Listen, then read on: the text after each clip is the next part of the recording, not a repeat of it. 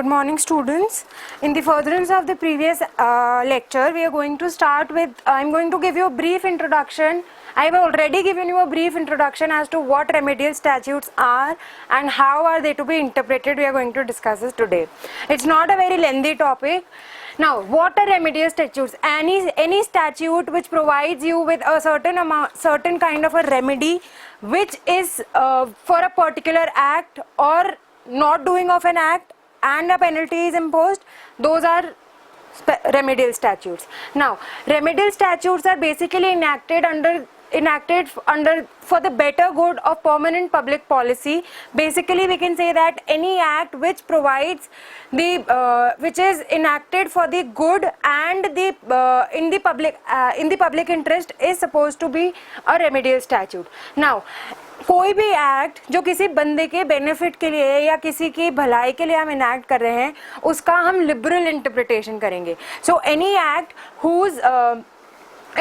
who is made for the benefit of the other person and any person for the public good is supposed to be interpreted liberally. Liberal interpretation, as we've discussed in the previous lecture, means that you should try and keep your horizons while interpreting the words and the provisions of the statute at a maximum and at a par level, so that it is easy to give justice to the person standing in front of you.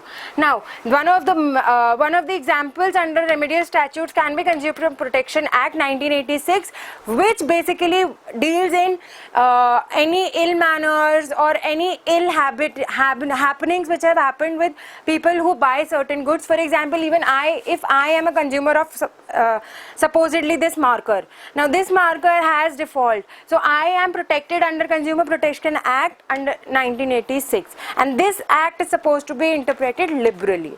Now, moving forward to the main topic for today's lecture is taxing statutes, interpretation of taxing statutes.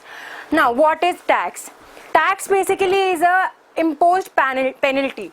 Like I've written here, tax is equals to a kind of penalty which is issued and is one of the most important things done by a person who's earning, or even any person who's serving the Indian government personnel. Any person who is earning is supposed to pay taxes. We are very well aware of the fact. We also have this now. Taxing statutes are, what is tax? How are you supposed to file taxes? Taxes are filed statutorily. That means statutorily means you have a set process. You have to go through certain forms. You have a certain procedure which is supposed to be followed by somebody, by a person who is supposed to pay tax every year. And now, no tax. Now, what is it? If you talk about tax in a general manner or a layman manner, tax is something, tax cannot be levied, or tax can also not be exempted until and unless it is provided by the law, or there are special rules and regulations which have come forth regarding restrictions and exemptions of tax on a particular people or a particular class of people.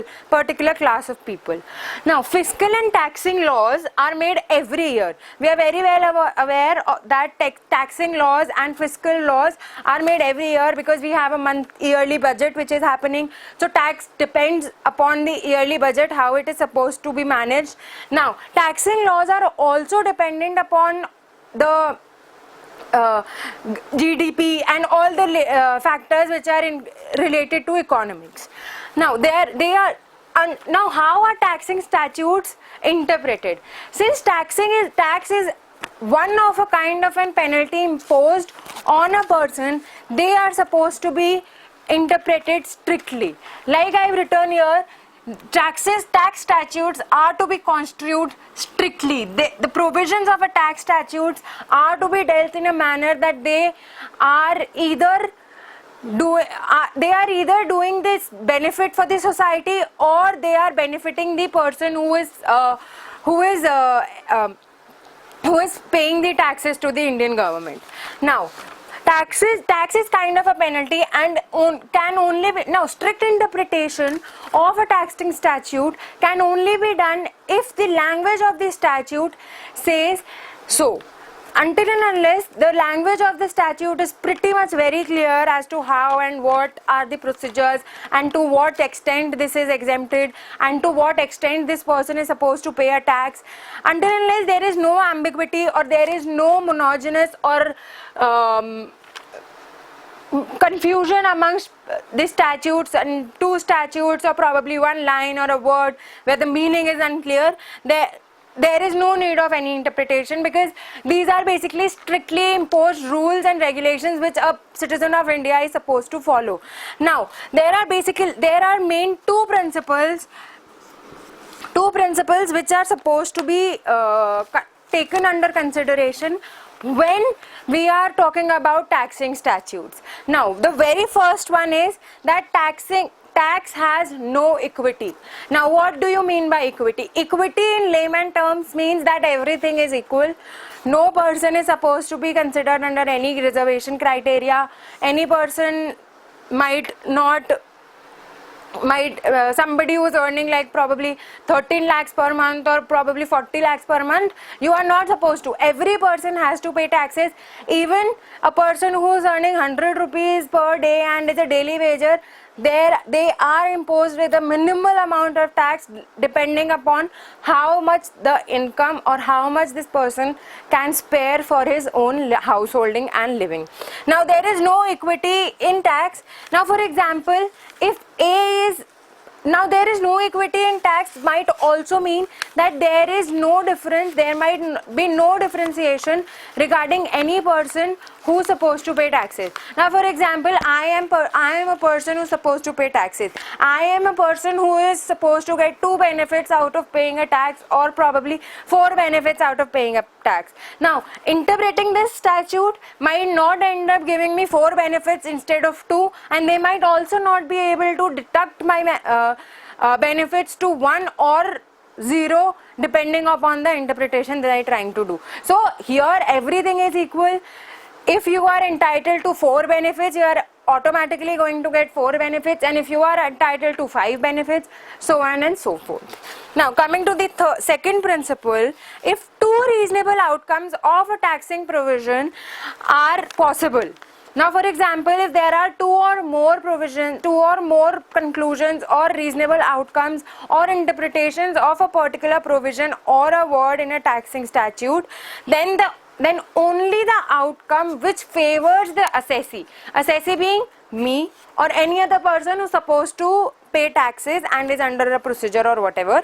So, only the interpretation or only the outcome which is for my benefit or for your benefit is supposed to be accepted. No other outcome can be handled. You are not supposed to consider कि वो public benefit के लिए है या नहीं है, वो आगे जाके क्या करेगा. Nothing doing. There is no futuristic approach to this act. You are supposed to enact it today, and next year it is going to change. Any which way, this act will not be having a retrospective effect in the future further cases which are supposed to happen. Now, I come to an end with the second topic for today's lecture, which is taxing statutes. Coming towards the third topic is in pari materia, which again is a interpretation rule and is a Latin maxim in pari materia, which means any statute which deals with same thing, same class and same person. Basically means any statute or a compilation of statutes which deal under the same subject matter. Now, I can give you a very well example, and we are reading it also under our law college, is Hindu law. Hindu law consists of 5 acts. Now, Hindu Marriage Act, Hindu Succession Act, Hindu Adoption Act, and so on and so forth. Now, there are certain conditions and considerations while we are supposed to use in pari materia. Now, the very first consideration is that acts which have been given a collective title. Now, it makes it easier even for the judge and the legislature and the lawyers to segregate and cumulate such acts which are given cumulative titles, and so that we don't have to research different places and different area of laws, because we have compiled them under one statute. Now, for example, Hindu law and Muslim law are one of the most important examples under such statutes. Now, acts are to be construed as one. Any act, any two acts which are dealing with the same subject matter, or even if they are not dealing under the same subject matter, are to be dealt one. That is exactly what in pari materia means. Now, these acts, now one of the main important points under in pari materia is that, for example, one act was passed under 1985. Supposedly, one act was passed under 1985. That act got repealed, or that act got repealed, and a new act was probably say taken out under 1919 or 1947, for example. Now, this act, the retrospective act, the act which was repealed by a new act, might be considered together, so that there is a cumulative judgment which might take position and which might help for the public policy to grow and for the betterment of the people. Now, third is any acts with short title, acts which give you a clear material, acts which provide you with a clear idea and a gist of what they deal with. There are certain acts which might not deal with the what can I say? They might not deal with the same subject matter, but somehow are correlative. Such acts are also to be read as in pari materia, so that cumulative judgments and for the betterment, as I said, under this in pari materia, the horizon of the judgment and the futuristic approach is supposed to be maintained. So these short titles which are cumulative together, or which are taken together for a particular judgment, are given. Now, the fourth point is other acts which deal with same subject matter. Now, for example, if you are dealing with IPC, now there are different acts which might deal with the same subject matter or slightly deal with the subject matter. Now, for example, we've all heard about workplace harassment and everything. Now we have a particular act regarding that, women harassment and workplace harassment. Now there are two. Now, for example, I can give you, we study dowry under IPC also.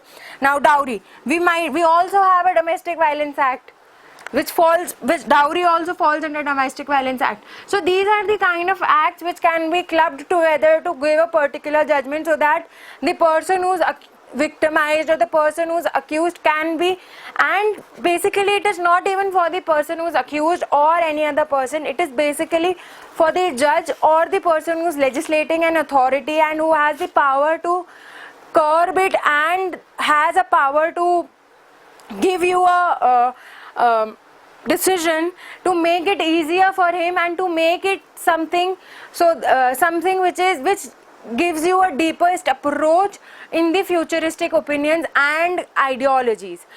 Now, for tomorrow's class, we are further going to discuss interpretation of amending statutes and different types of statutes. I think we are left with one type of statutes based on the classification of one statute, which is public and private statutes. We are going to start it further.